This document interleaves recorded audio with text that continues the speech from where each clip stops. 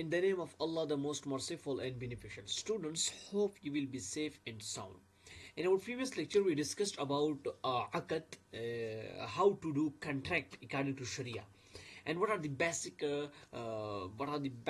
things for contract, like arkan contract, and we discussed this in detail. Okay, at the end we also discussed मुब्तलातुल अक़द, यानी वो चीज़ें जिससे कोई अक़द फासिद हो जाती है, ख़त्म हो जाती है. ठीक है, ये तो अक़द के बारे में था कि कंट्रैक्ट किस तरह करें और इस्लाम ने कंट्रैक्ट का क्या तरीका बताया, वो सारा हम प्रीवियस लेक्चर में पढ़ चुके हैं.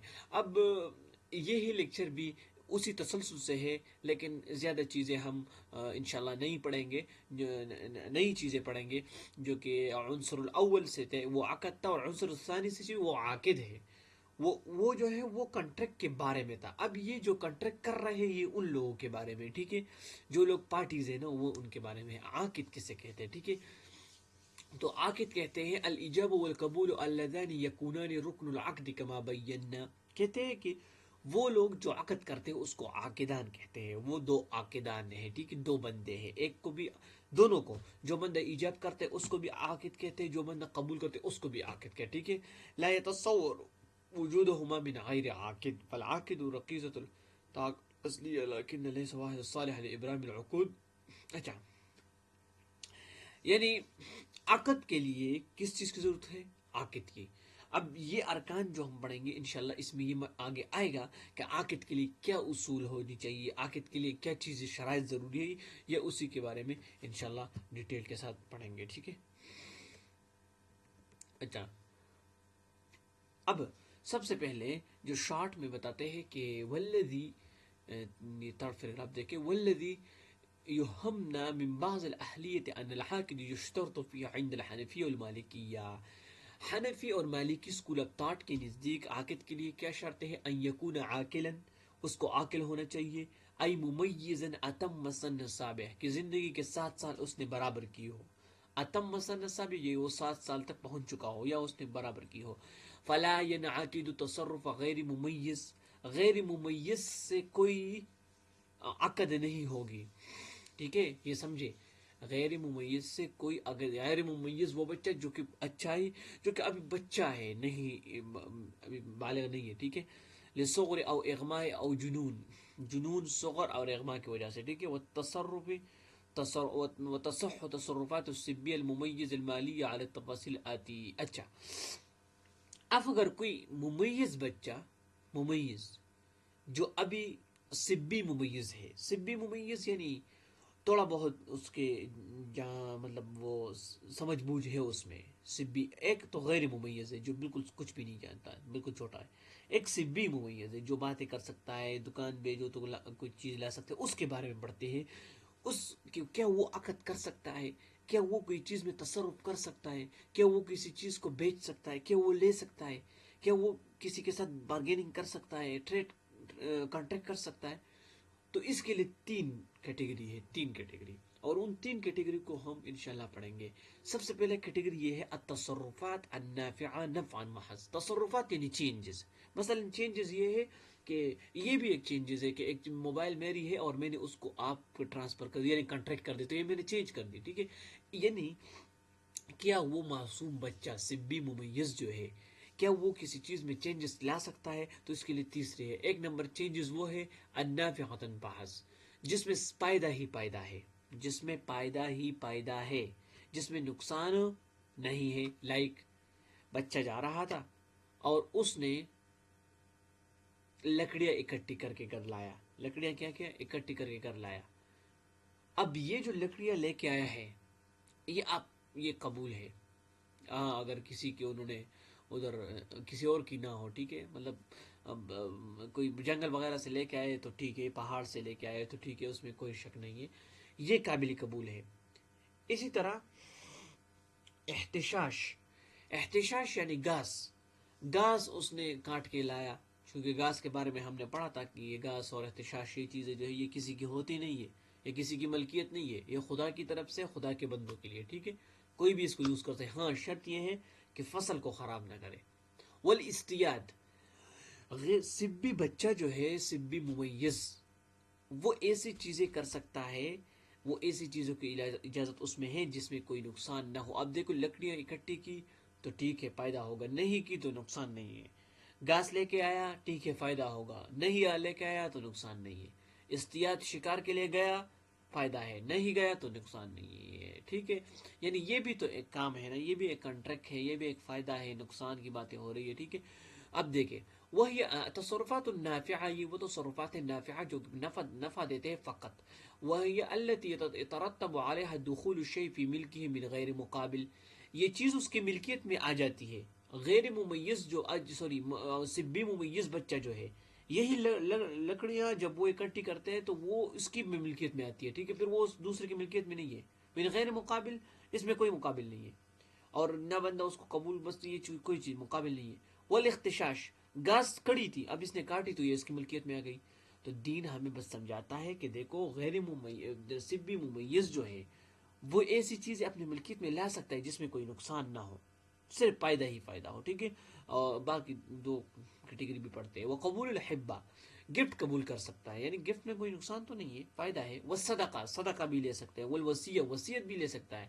ہاں کسی نے وصیت کی کہ اس فلانی بچے کو میرا فلاٹ دے, تو یہ اس میں تو فائدہ ہے. والکفالۃ بالدین, اور دین کی کفالت بھی کر سکتا ہے, یعنی کوئی اس کو اب درمیان میں بٹا سکتا ہے کہ لے کے آؤ اس کو کفالت کرے دین کی, تاکہ ہم یہ دے رہے قرض, یہ اس کا کفیل بنے. ٹھیک ہے, تصح من السبی الممیز دون اذن ولا اجازت من ولی, اس کے لیے ولی کی ضرورت نہیں ہے کہ وہ جا کے کسی ولی سے پوچھے, کیونکہ لکڑیں اکٹھی کر رہا ہے, لے کے آئے گھر تو یہ اس کی ملکیت ہے. اب یہ اس کے لیے یہ نہیں ہے کہ وہ پہلے جا کے کسی ولی سے پوچھے, اپنے والد سے یا چچا سے, تایا سے, کچھ بھی. یعنی ولی جو اس کے کیئر ٹیکر ہے, ٹھیک ہے, جو اس کی کرتا ہے, خیال رکھتا ہے مالی طور سب طور, ٹھیک ہے, سب انداز سے. اب دوسری کیٹیگری یہ ہے التصرفات الضارہ ضررا, یہ وہ چینجز ہے جس میں نقصان ہے فقط, جس میں صرف اور صرف نقصان ہے. کیا وہ ایک بچہ وہ کر سکتا ہے, سبی ممیز وہ کر سکتا ہے. وہی التي يترتب عليها خروج الشيء من ملک دون قابل, اس میں یہ ہے کہ پہلے تو ایک چیز اس کی ملکیت میں آتی تھی نا, اب خروج الشیء من ملکہ, وہ چیز اس کی ملکیت سے جا رہی ہے, وہ نکل رہی ہے, من دون مقابل, یہاں پر بھی مقابل نہیں ہے, کوئی ہے ہی نہیں, بس وہ چیز اس کی ملکیت سے نکل گئی. جس طرح پہلے کوئی تھا ہی نہیں اور وہ چیز اس کی ملکیت میں آ گئی. دیکھو ایک چیز کو ملکیت میں لانے کے لیے عام طور تو یہ ہوتا ہے کہ میں اور مثلا محمد, ہم دونوں ایک دوسرے کے ساتھ ڈیل کرتے ہیں کہ یہ گاڑی ہے, محمد کہتا ہے میں آفر کرتا ہوں, میں کہتا ہوں میں قبول کرتا ہوں. تو دیکھو دو بندے ہیں. کچھ ایسے کنڈیشن ہیں جہاں پر دو بندے نہیں ہوتے, جہاں وہ کوئی بھی نہیں ہوتے, صرف آپ ہوتے. لکڑیاں پڑی تھی, آپ نے اکٹھی کر کے لائے اور گھر میں لے آئے, تو یہ اس کی ملکیت آپ بن گئے. ٹھیک ہے, اس طرح گھاس تھی تو آپ اس کو کاٹ کے لے آئے تو یہ ملکیت ہے. پہلے یہ کسی کی ملکیت نہیں تھی, پہلے خدا کی تھی. ٹھیک ہے, اسی طرح تو اس میں تو بچہ ولی کے نہیں ہے, اجازت کے کبھی وہ نہیں ہے, وہ بغیر وہ کر سکتا ہے نا. اب ایسی چیزیں جس میں وہ ملکیت سے نکل جاتا ہے اور نقصان ہی نقصان ہے, تو یہ چیزیں بچہ نہیں کر سکتا. ایسی چیزوں کی اس کو اجازت نہیں ہے, سبی ممیز کو اجازت نہیں ہے. ٹھیک ہے, کا طلاق, جیسے طلاق ہے, والحبہ گفٹ ہے, والصدقہ صدقہ ہے, والاقراض قرض ہے. ٹھیک ہے, وہ پہلے گفٹ قبول کرنا تھا, ادھر چیزیں دے رہا ہے, وہ ملکیت سے نکل رہی, صدقہ دے رہا ہے. اب بھائی صدقہ بچہ یہ کہیں زیادہ نہ دے, ہاں استطاعت سے زیادہ بھی نہ دے. والقرض والاقراض, قرض جو ہے, وکفالتی لغیر بالدین. دیکھو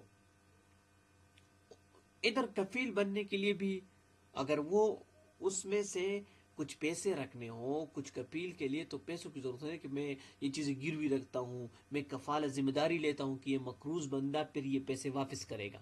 ٹھیک ہے, ہاں اگر یہ کنڈیشن ہے تو یہ چیزیں تو اس کی ملکیت سے نکل رہی ہے, پھر وہ نہ کرے. لیکن پہلے والی کنڈیشن جو جسٹ وہ گواہ بنانا, یعنی وہ تو ابھی کچھ نہ کچھ جانتا ہے, بچہ ہے, کچھ نہ کچھ اتنا سمجھدار ہو چکا ہے, تو گفٹ بھی قبول کر سکتا ہے, صدقہ بھی لے سکتا ہے. لیکن اس کے لیے یہ ہے کہ وہ گفٹ جو ہے نا وہ دینے کا نہیں ہو کہ وہ بہت بڑی چیز کسی کو دے, صدقہ میں کسی اور چیزیں کے انتہا سے زیادہ دے, یا جو ہے کفالت بالدین میں جو گروی چیزیں رکھنی ہے تو اس کے ساتھ اگر کچھ ہے ہی نہیں تو پھر کیا رکھے. اس لیے وہ جو سبی عاقل ہے اس پر نہیں ہوتی. ٹھیک ہے, ولو اجازها ولیہ، اگر ولی نے ان باتوں کی اجازت دی، لان الولی لا يملك اجازته هذه التصرفات لما فيها من الضرر، اس میں ولی کی بھی نہیں چلتی، اگر ولی بھی اس سے کہے کہ جا کے تو طلاق دے تو کراس، ولی کی بات پہ بھی وہ نہیں ہو سکتا، ولی کے ادھر ادھر نا، ادھر ولی جو ہے نا وہ بھی کچھ نہیں کر سکتا، ٹھیک ہے، یا ولی وہ زبردستی اس کو یہ نہیں کہہ سکتا کہ جا کے تو کسی کی قرض دے رہا ہے اس میں ضامن بنے، تو ضامن بننے کے لیے تو پھر وہ شرائط ہے کہ کچھ لوگ شرائط رکھتے ہیں نا، کچھ نہیں رکھتے، جو نہیں رکھتے بس بنے، ادھر کوئی ضرورت، ادھر تو دین کہتا ہے کہ وہ تصرفات نافعہ ہے، لیکن جہاں پر پھر چیزیں آپ کی ملکیت سے نکل رہی ہے، ضرر ہی ضرر ہے، تو دین کہتا ہے کہ ادھر سے بھی ممیز کو دور رکھو، اس کو نہ لاؤ، طلاق کا معاملہ ہے، صدقہ ہے، یہ خود ایک ایسا عاقل بندہ کرے جو بعد میں پچھتائے نہیں، ٹھیک ہے۔